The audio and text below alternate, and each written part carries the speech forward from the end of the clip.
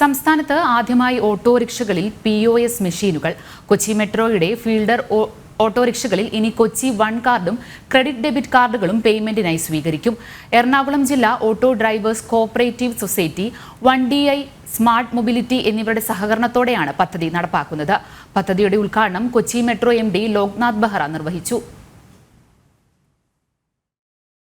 ഗതാഗത സേവനങ്ങൾ നവീകരിക്കുന്നതിലും ഫീഡർ സർവീസുകളിലെ യാത്രാനുഭവം വർദ്ധിപ്പിക്കുന്നതിലും മറ്റൊരു നാഴികക്കല്ല് കൂടി പിന്നിടുകയാണ് കൊച്ചി മെട്രോയുടെ ഫീഡർ ഓട്ടോറിക്ഷകൾ. ഫീഡർ ഓട്ടോറിക്ഷ യാത്രക്കായുള്ള നിരക്കുകൾ ഇനി മുതൽ ഡെബിറ്റ്, ക്രെഡിറ്റ് കാർഡുകൾ, വിവിധ UPI ആപ്പുകൾ വഴി സ്വീകരിക്കും. കൊച്ചി വൺ കാർഡ് ഉപയോഗിച്ചും ഫീഡർ ഓട്ടോയുടെ പണമടക്കാം. സംസ്ഥാനത്ത് ആദ്യമായാണ് ഓട്ടോറിക്ഷകളിൽ POS മെഷീനുകൾ സജ്ജീകരിച്ചിരിക്കുന്നത്.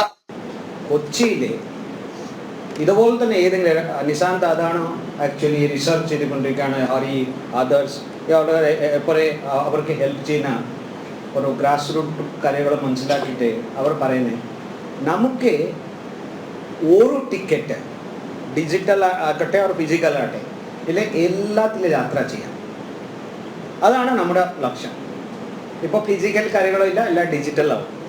അപ്പോൾ ഡിജിറ്റൽ ഏതെങ്കിലും ഒരു ഫോണിൽ ഉണ്ടെങ്കിൽ നിങ്ങൾക്ക് പൈസ അപ്പത്തിന് കിട്ടും. അതുപോലെ തന്നെ മെട്രോക്ക് കിട്ടും, വാട്ടർ മെട്രോക്ക് കിട്ടും, ടാക്സിക്ക് കിട്ടും. ഇതാണ് ആക്ച്വലി നിശാന്ത് ഇപ്പോൾ ചെയ്തുകൊണ്ടിരിക്കുകയാണ്. അതോ ചിലപ്പോൾ phase 3 ആയിരിക്കും.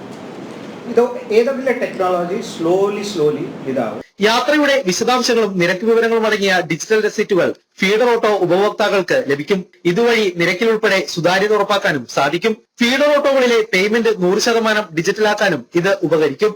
പദ്ധതിയുടെ ഉദ്ഘാടനം കൊച്ചി മെട്രോ MD ലോക്നാഥ് ബെഹ്റ നിർവഹിച്ചു.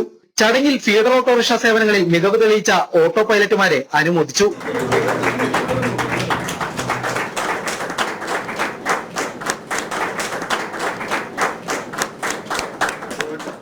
ജനം, കൊച്ചി.